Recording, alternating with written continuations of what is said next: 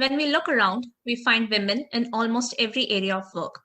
It is almost unimaginable now to think of a time and place where there are no female employees.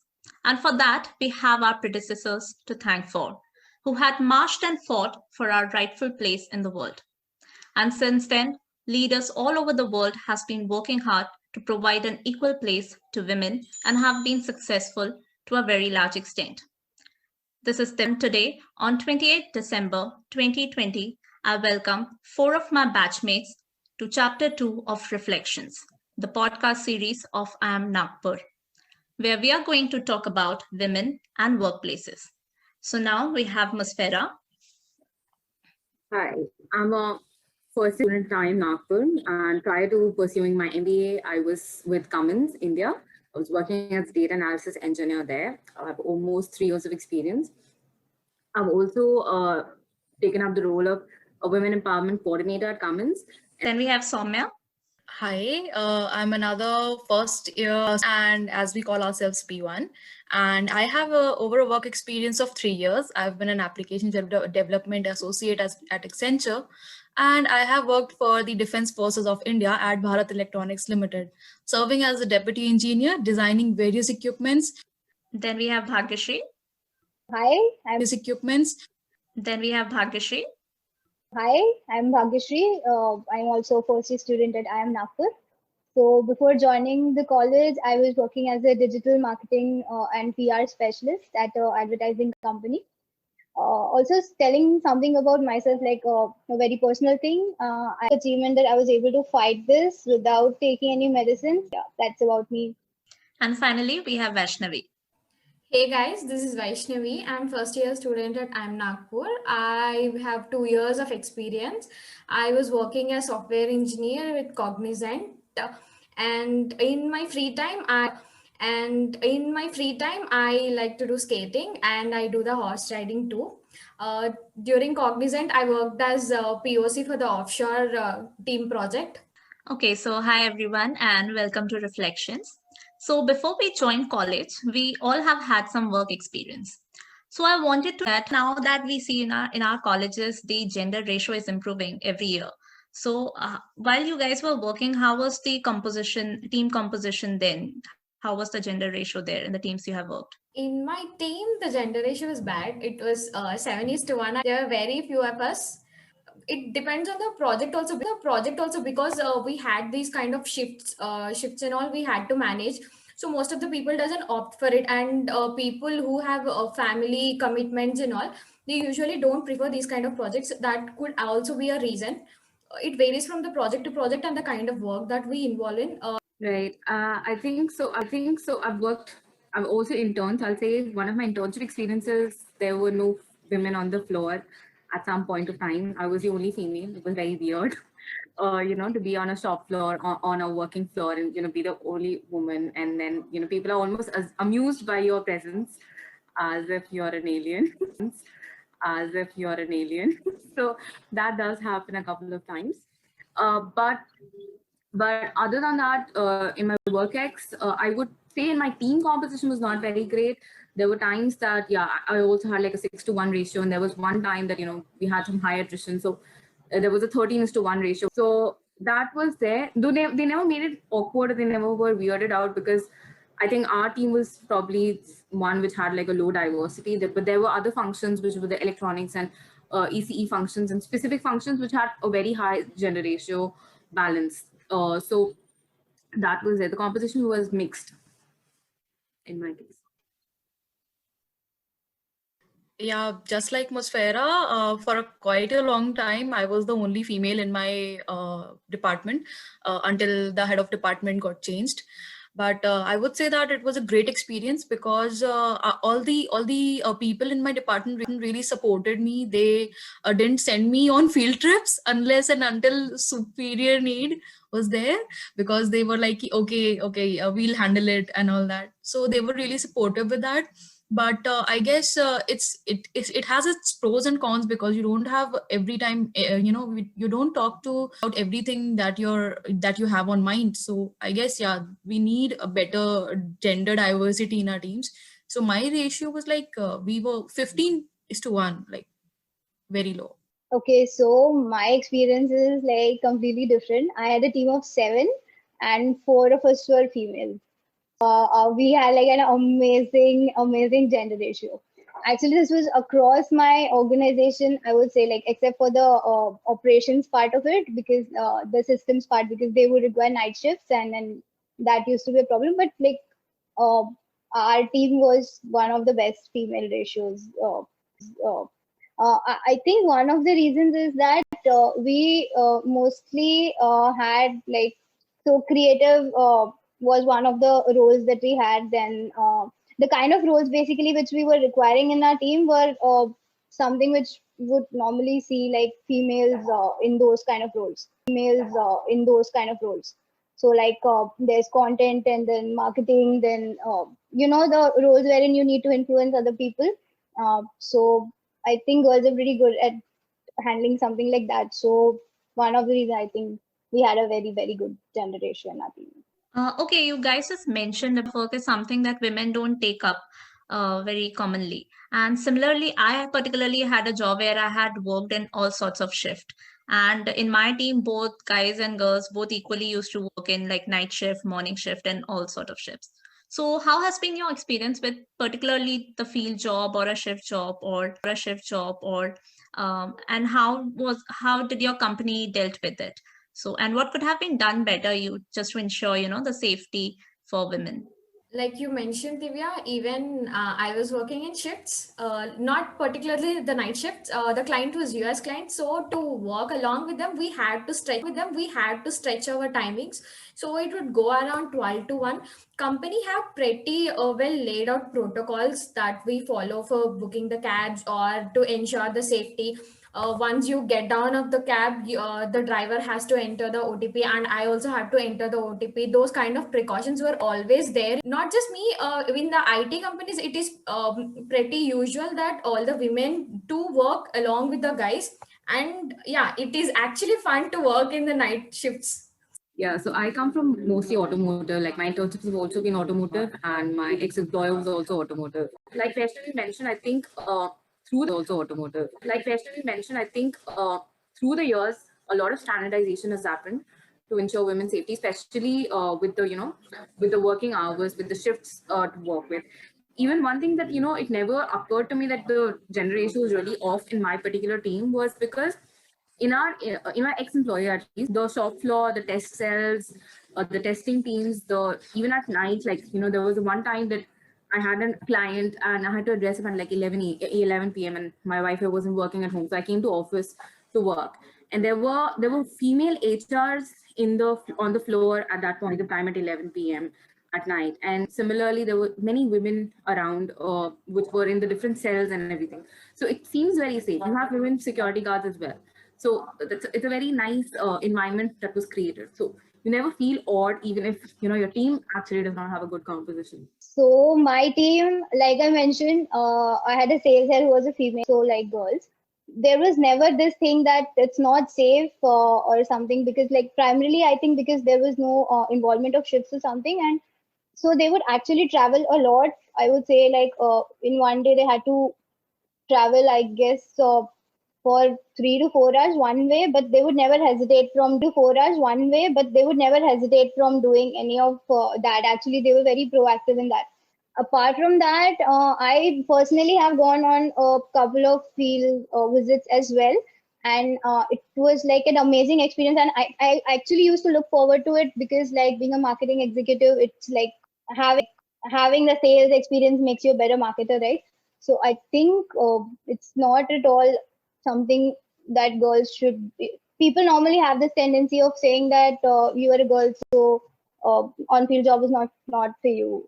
So I don't think it's anything like that. And nowadays, industry also does not look at you. But the thing is that you need to take the girl itself, so herself needs to take that initiative. But if she herself is going to back off, then it might be a problem. But as long as girls are ready to go out there and do it, so I think it's all good for girls. I worked across Accenture and private versus public comparison over here right now.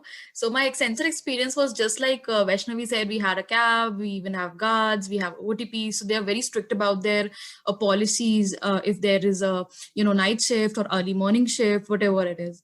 But on comparison, public sectors are not so aware or vigil about their female employees. I used to travel at 12 at midnight, and I used to commute on empty roads, but no support was there, I guess. So that was a really difficult time for me, because then I had to my limitation, because as a female I still have to be a citizen of India, and it's not as safe as other countries are. Adding to that, the public sector needs to be a little more strict about their women employees, because most of the public offices don't have proper sanitation. Even toilets are not there. We hear so much news about that female employees, even the government ones, are not having a proper defecation area. So that's really something they need to really work upon. Yeah, Soumya, I think I also agree with you here that, even though we have made a lot of progress, there are still some gaps. In fact, a lot of women, they leave their jobs just because of the lack of flexibility. So, and other than flexibility, we have another major issue, and that is gender pay gap. So there have been a lot of discussion over this in recent times across the world, and women still get 23% less wages than men, especially in low pay. So one of the most quickest and effective ways to narrow gender pay gaps is through minimum wages, especially for low paid workers. And since women are starkly overrepresented in low paid work, it would usually benefit women more dramatically. Germany, for example, recently introduced a national minimum wage to tackle this stubborn gender wage gap of 22.4%. So this needs to be backed up by universal social protection as well. So what are your opinions about unequal pay? The initiative that is taken up is really necessary one that should be adapted everywhere, the minimum wage thing, because it would encourage everyone to take it up. There should not be any differentiation just because of the gender thing. So it should be solely depend on the skill and the performance that you are doing in your job. That's what I feel. Yeah, I think gender pay gap is a pestering issue which has been there around in bodies of work, right? So, I mean, I being from a manufacturing industrial space also, so seeing that on the shop floor and off the shop floor in the design teams, you see a different structure to the gender pay issues, and especially in the blue collar jobs, you see that more often. I don't know why as to that is there. The logic does not make ever any sense, but it's very often that you see that. Also, in terms of, I would say that off the shop floor in the normal R&D setup or anywhere else that you have, you would see that, even if you are working on the same, even if you are working on the same salary grade, you are probably on the lower side and they're on the upper side. That happens quite often, even for the same work. Also, I think a lot of times companies, even if they give promotions, they're largely cosmetic. They're not, they're just to balance out the male member team. Let's promote one female, make it at least 10% diversity instead of, having this like a 100% no diversity. However, in my experiences, I haven't really experienced any pay gaps as such between males and females. I guess they are, more judged upon the skills and the performance that they have, and they are promoted accordingly. Okay, so in my experience, I haven't experienced any pay gaps as such, but taking up the thing about promotions, yes, it happened just in my previous job with me only, half year after me, and he was like junior to me in every aspect, but still, in spite of having asked for a particular designation, I was completely like straight down denied it, and the other person, he did not even ask for it and he was just given, and like he was like did not even ask for it and he was just given, and like he was like in no way superior to me in any ways, like even in skill set. So when I asked like why is this discrimination being done, So I was given an answer, something like he is more skilled in the technical part or not. So you need to upskill yourself. But the thing was that I was the one who used to tell him things and not the other way around. So that was very disturbing, and actually it was very discouraging. I was like, really, I should probably just leave this company and go somewhere else where they have like better reasoning to give at least for the promotions. Okay, so coming to the final question now. So, how do you expect the workplace over the next coming years? What do you think the changes can be made to encourage more women into workforce and especially in leadership positions? Encouraging women to take up new roles, new creative and diversified roles, and like we talked a lot about this flexibility things, giving those kind of incentives in terms of these, not monetary incentives, I meant these kind of flexible works, leaves. Like I have mentioned, the Zomato policy, these kind of policies really encourage diversified roles, and more people get interested in it. And when you see a career trajectory, a very good career trajectory, not for everyone, at least if you see one person having that, and it really encourages everyone. Like in my case, I have always looked up to Indra Nui as my motivation or inspiration. When you see such kind of persons, it always encourages you to do something in your life. I won't say that there are no social barriers or no hurdles for us to go ahead, but now we are breaking each and everything, and encouraging women to take up such will always bring many and other people. See, you need to have a different perspective in your boardroom or in your project or everywhere. This kind with the changing consumer perspective or with the changing environments, the different perspective is always necessary. And giving, like we mentioned, the giving incentives and all these kind of things and making the environment conducive will always encourage women to take up such things, which is very necessary these days. Right. I think I agree with Vaishnavi. I think some companies are really leading the way forward, providing some really liberal the box, more considerate laws, which are more effective than just cosmetic, laws. A lot of the policies which companies have are just cosmetic. So that's really, having an effective policy in place is really important. Another thing that I feel that, like Vaishnavi spoke about ideals and icons, it's very important. It's very important to have idols and icons. I think the fact that, in my senior leadership, amongst the 7 people, there was a one lady, and she was such a personality she had so much personality that, the fact that she overshadowed everyone in that room. And I've been there with, the senior management and everyone, and when she walks in, what kind of personality and dominance she commands. So it's really important that, such icons are there present, and the fact that, most women, I mean, she was very helping. She was very far reaching out. Like, if you reach out to her and ask her questions, I mean, even if there were director level people in our office who were female, they would very comfortably come and share anecdotes from their regular lives, how they manage, family and life and those things. So that kind of an open culture is very important, and it needs to be promoted. That dialogue needs to be promoted. That, how did women, triumph their hurdles? Because I think we have a different kind of a journey than men position in a company.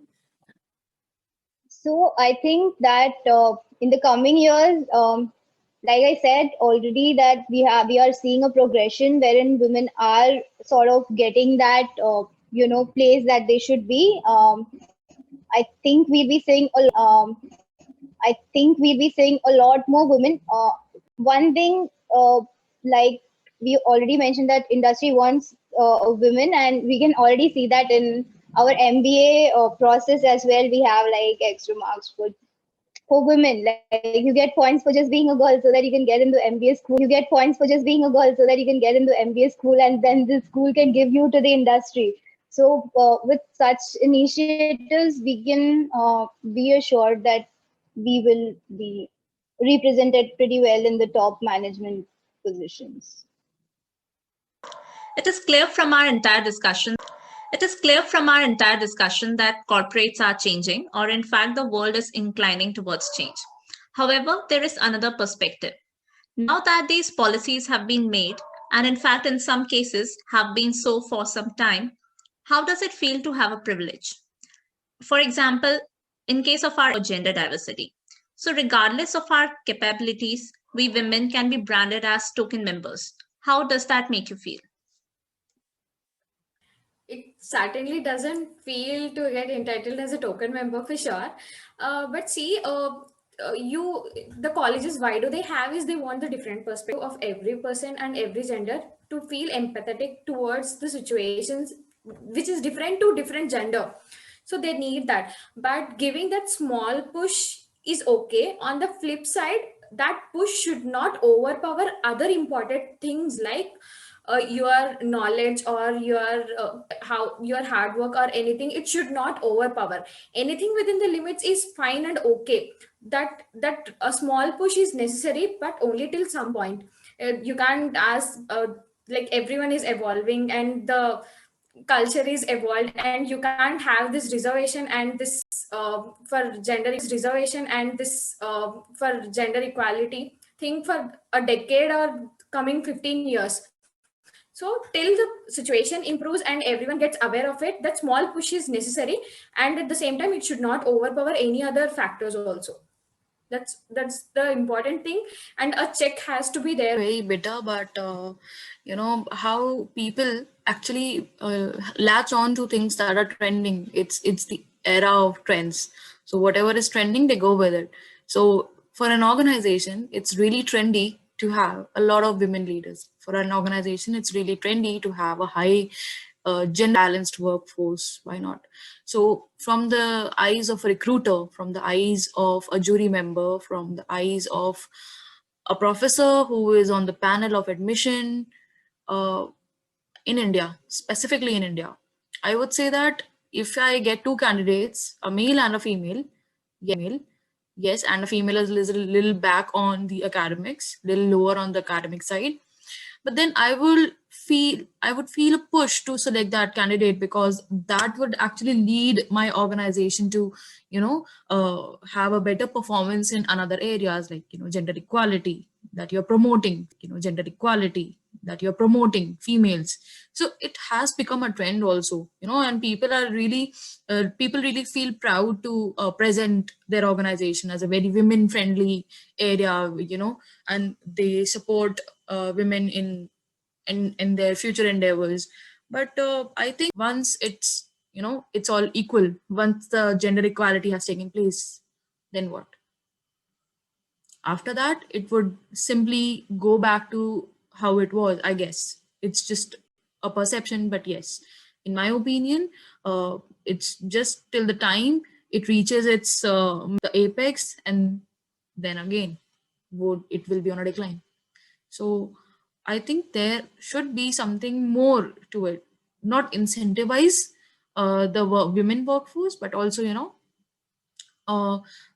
a qualitative way. The workforce should be diverse in a qualitative way, and not just incentivizing it. So this question is like very rightly raised. So I have myself heard, like I just happened to overhear it. This similar thing kind of being discussed in my top management. So on our company website, there's a particular section wherein you kind of showcase all the top management leaders, like under the our leadership section of your website, right? So over there we had this only one female was there that time, and so that's when the discussion started. And one of the top management members was like, okay, it's fine, right? Like one is enough, right? We are done, like we are represented, so like we are good to go. So that was really bad to, like, I being a female, I felt really, what are you talking about? So that tokenism kind of a thing is happening, but like again, I think people are, like they have taken this lady in their organization, they have started to see the benefits, like why you should take a lady, you get a different perspective of things. They're more different perspective of things. They're more empathetic. In certain roles, they are just like, well, more suited to that particular role. So I think that slowly, as and when they're seeing the benefits of including women, they are obviously like taking them for their talents and not just because they're supposed to take it. Obviously, if you are a sales head and you have your own targets to meet, you're not going to hire a female just to show off, right? You are going to hire someone who is going to help you meet your targets, and if that's a female, you will take her. So I don't think that women are proving the metal, so their representation won't like kind of realize like that is important thing to have. So yeah, it's tokenism. It is happening, but I don't think it will continue for a very long time because women will prove their metal, and so people will shut up. As you guys have rightly pointed, that is some really interesting question to ponder upon. So in present times, the backdrop of women and the workplace has matured exponentially in the past decades. So awareness and consciousness is the first step towards equality. And why stop at equality, and why not push for equity and justice? So on that note, I would like to thank all of you for joining us today for this podcast. And for more such engaging conversations, keep listening to Reflections. Thank you.